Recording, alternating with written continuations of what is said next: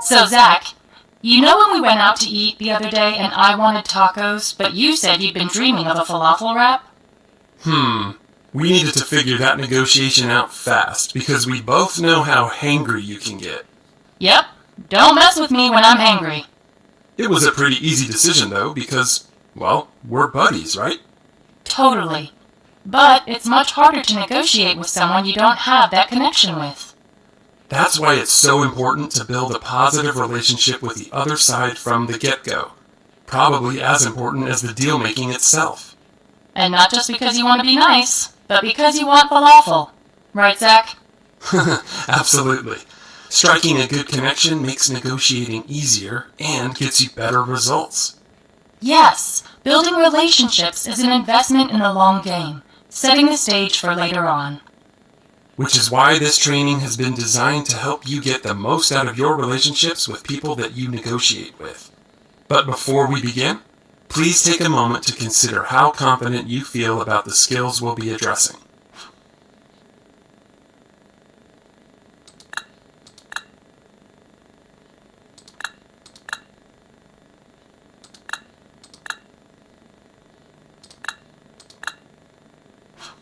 Great, let's get started.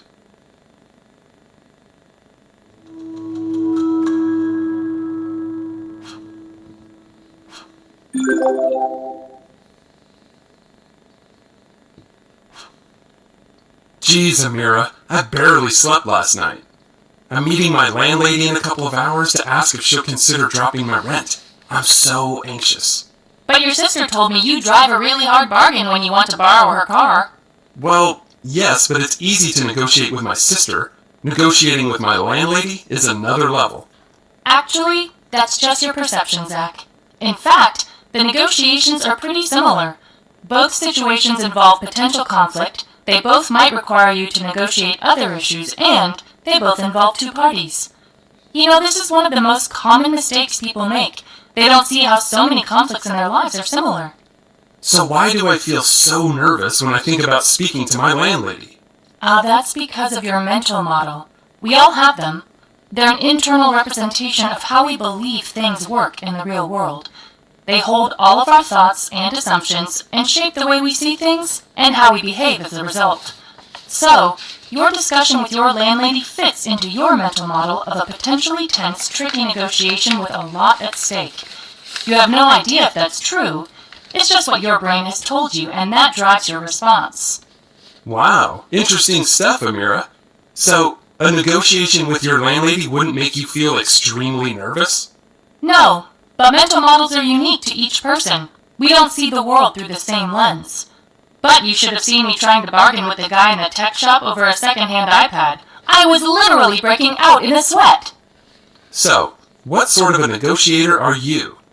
This activity is going to help you explore how your mindset and personality traits impact the way you come to an agreement. We're going to describe different examples of potential conflict, and you get to choose how you would respond. Try not to overthink it. There's no right or wrong answer.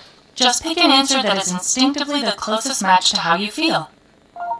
You're a graphic designer working on some designs for a new marketing campaign.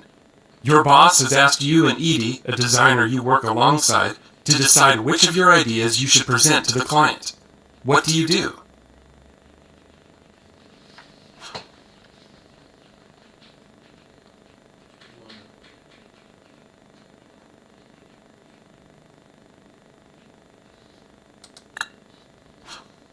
You've seen an expensive vintage jacket that you're keen to buy. It's so original, but it also needs some alterations. You decide to ask for a hefty discount, but the stall owner is standing her ground. What's your next move?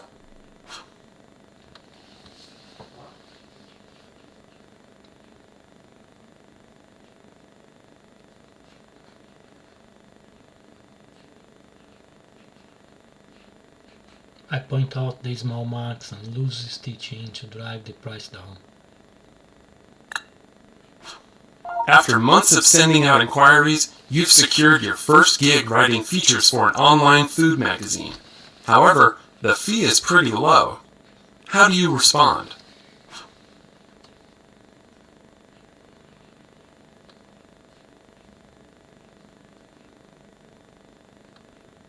I mail back and push them to match the going rate for freelancers.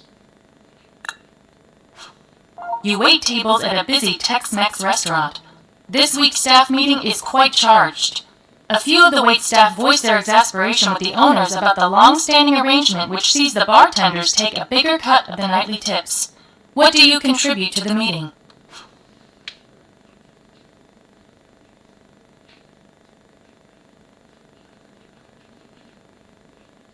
I ask the owners if they will consider reviewing our pay. You're babysitting your younger sister Rose. She wants to watch a superhero movie after dinner, but you want to watch a comedy. How do you respond?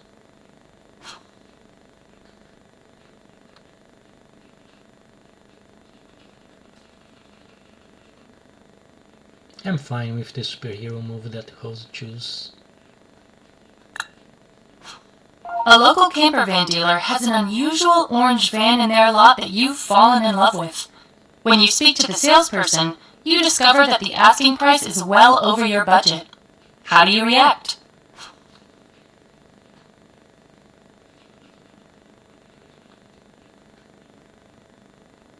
I ask them to throw in an extended warranty on this year's vehicle tax. It sounds like you take a thoughtful, collaborative approach to negotiations. Well done. This doesn't mean you're prepared to compromise. You're clear about wanting to win. But you balance this by taking the other person's needs into consideration. And because you're concerned that everyone's needs should be met, you take the time to get to the reason for the conflict, which supports you in finding mutually beneficial solutions. This collaborative approach won't just help you to get better results. It'll also go a long way to building trust and positive relationships with the other side.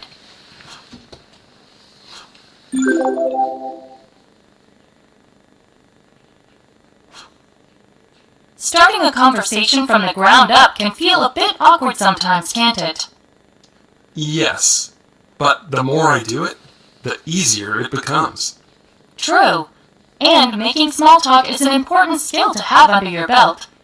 A little light chit-chat can go a long way to creating a pleasant, open environment, right? Totally. And it reminds the other person that they're dealing with a human being. So, do you think you can spot when someone is making effective small talk? Time to find out. For this activity, I want you to imagine that you are employed by Greensleeves, a recruitment consulting firm that works with businesses in the green industries. Your colleague, Dan Monroe, is about to meet Michelle Booth, founder of Eco Adventures, for the first time. Dan is hoping to win Greensleeves a contract to handle all the recruitment needs for Eco Adventures. But before they get into any formal discussions, he's arranged this friendly get-together to help build a relationship with Michelle. Your job is to see if you can identify when Dan says something that might be considered good small talk, and when he slips up. Dan has just arrived at the coffee shop on the ground floor of Michelle's office building. Let's go and join them.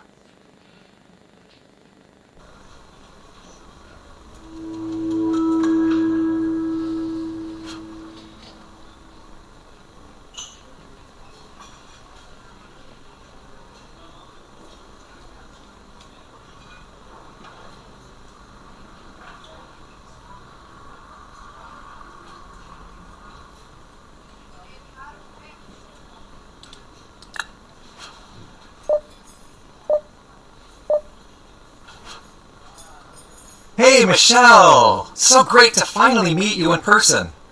Good to meet you too, Dan. Hope it wasn't too much of a trek coming out here. Oh, not at all.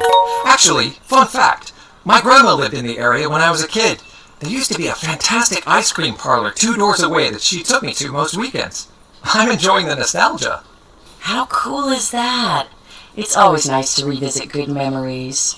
So what can I get you to drink? Well, a triple espresso is probably what I need. Ouch. Late night? Yep. Got lost down the internet rabbit hole. Suddenly it's 2 a.m. But then, should I have a coffee? I don't know. Hasn't been agreeing with me lately. Gives me a really upset stomach. I mean, really upset. Plus awful heartburn and reflux. I mean, talk about the triple whammy. Ooh, okay. Why don't you play it safe? Water, herbal tea? Yeah, smart move. I'll stick to sparkling water, thanks. I gotta say, Michelle, I'm totally pumped about getting to work with Eco Adventures. I've jotted down loads of ideas and... Hey, Dan! Slow down. We're still on our first date. Yeah, sorry. I'll park those ideas for now. Good stuff. I'll look forward to hearing them. So let me ask you, that sticker on your laptop, is that a sports logo? Well spotted. Yes, it's one of my kid's soccer teams. He plays for a pretty serious local team. Cool. Although, I don't have kids. That's a long way off. And honestly, I'm not into soccer. Well, what can I say? Kids and soccer, that's pretty much my entire life outside of work. Although I did read in the news about that ex-soccer player. Forget his name, the one who went into politics. He's just been arrested for fraud. What a sleazeball. Total conspiracy theorist to boot. Not sure who you mean, actually. I tend to avoid reading depressing news stories if I think they'll ruin my day. Good call. Keep a clear head, right? That's probably why you do such a great job running Eco Adventures. I'm in awe of what you've built up over there, Michelle. Aw, Dan, that's very kind of you. What a nice thing to hear. Now, let me go get our drinks.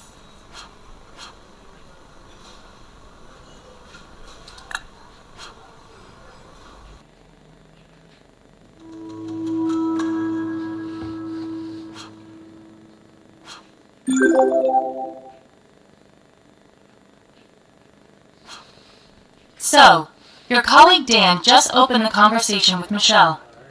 But guess what? He was the warm-up act. You're about to pick up where Dan left off.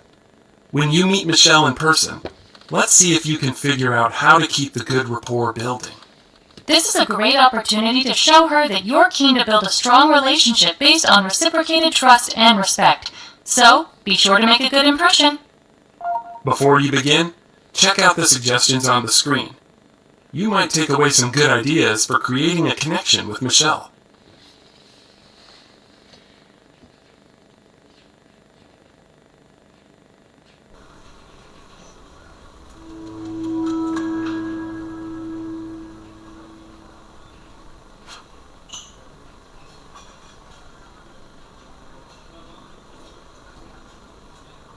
I hope you don't mind me asking, but I'm super curious. What made you go into eco travel?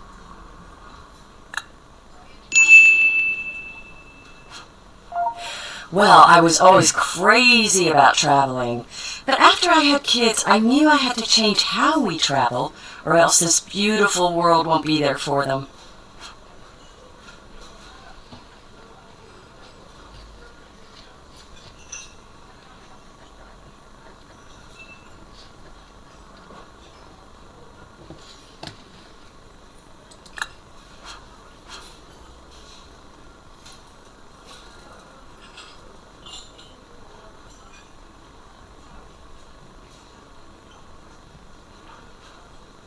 Ah, okay, you are into traveling. Of course, that makes total sense.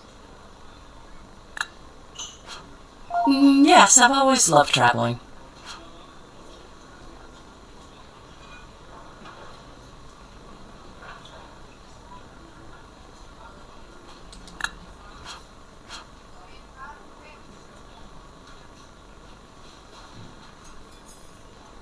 I've also got that travel bug big time, so what are your top 3 destinations?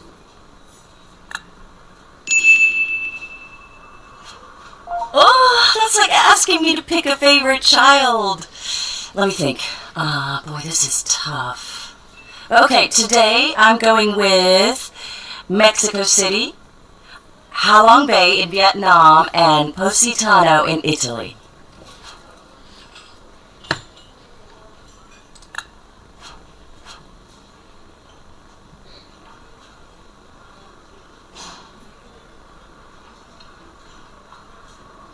Is everyone in the travel industry crazy busy right now?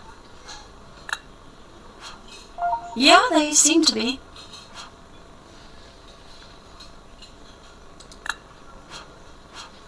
So what's keep you busy at Eco Adventures?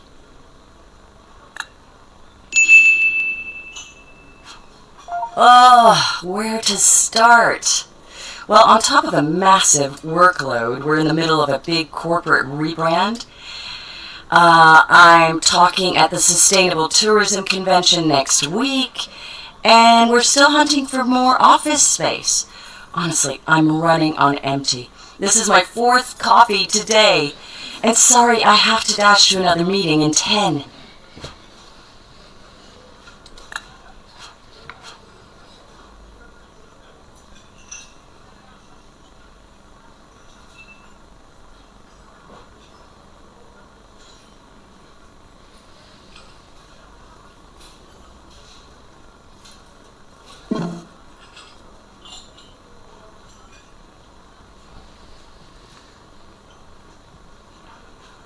Goodness, perhaps you could delegate more to your team? Oh, really? That's what I should do, is it? Wow, I'd never thought of that.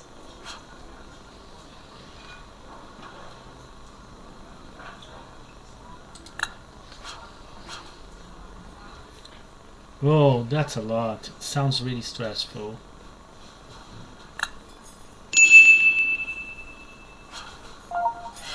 Thanks, Dan. You know what? It kinda is.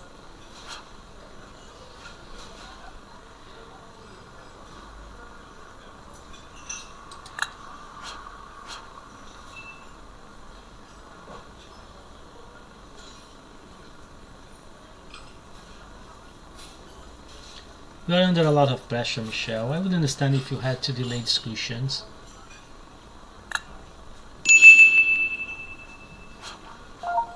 That's so understanding. Very cool. I appreciate it. But I'm keen to keep talking to see if we're a good fit. Here's an idea. Why don't you come along to the Sustainable Travel Convention next week? You get to learn a bit about the industry, and we could chat more there.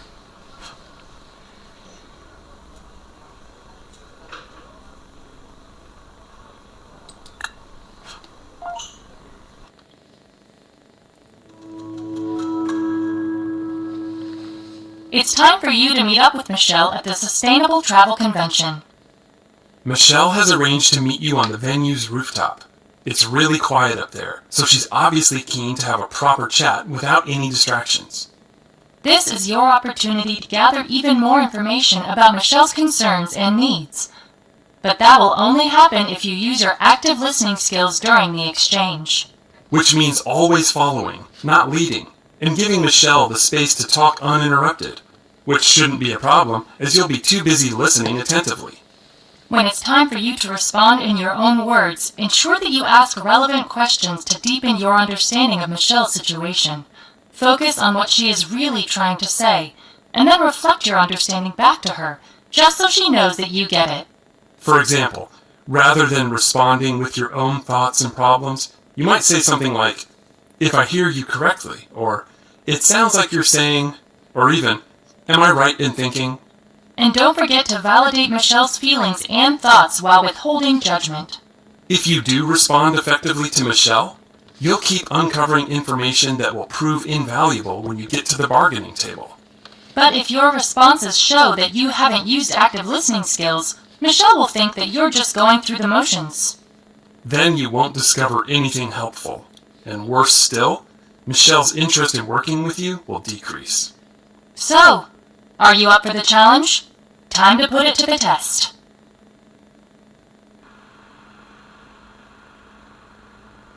I'll get straight to the point. In the past 18 months, I've worked with 2 different recruiting firms. And, well, to say I've not been impressed is an understatement. Once these recruiters signed the contract, they just didn't follow through on any of their promises.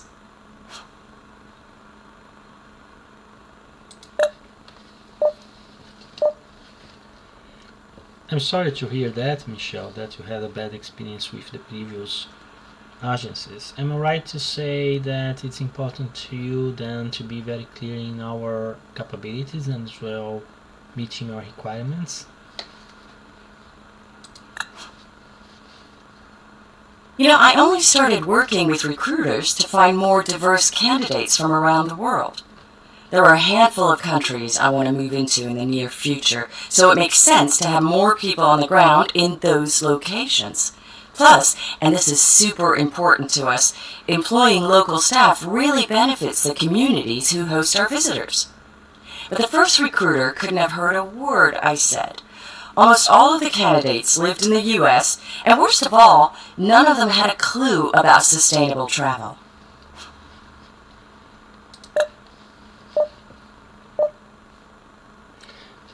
Thanks for the information. I'm right to say that it's important that we have resources available in all the countries that you operate. That's great because we have a huge and very well established network of recruiters everywhere in the globe. So it looks like we might be a good fit. Let's understand better. I need a recruiter who cares, genuinely cares about finding the right candidates for eco-adventures. Business is great, and I'm pretty confident that we'll need to double our workforce over the next 5 years, here and abroad. This means any recruiter we work with in the future must have a unique global talent pool. You know, access to talent that we can't get on our own. Otherwise, what's the point?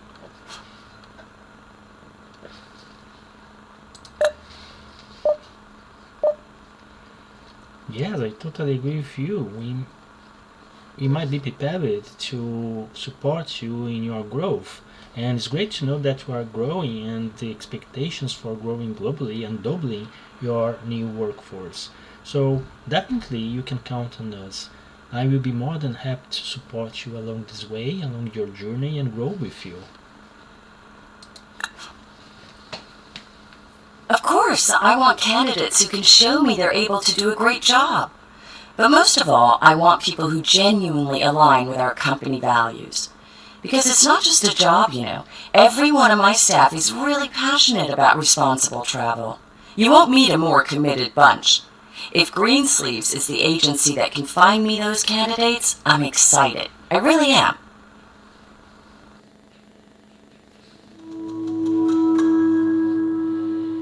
Congratulations!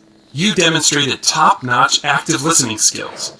As a result, you gathered essential information from Michelle that will support you in building both a positive relationship and a great deal. Here are some analytics to help you use active listening skills in the future.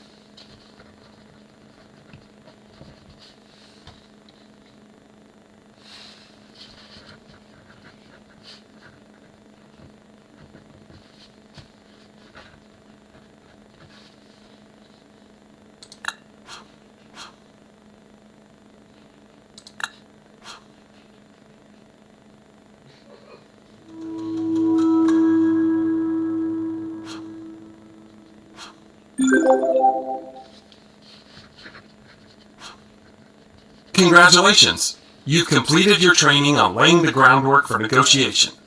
Successful negotiations rely on mutual respect and trust between both sides. So paying attention to the quality of relationships you develop with others can make all the difference. Hopefully, you now feel equipped to forge and nurture new connections, as well as strengthen existing bonds. Before you go, please take a moment to think about how your levels of confidence have changed since the start of the module.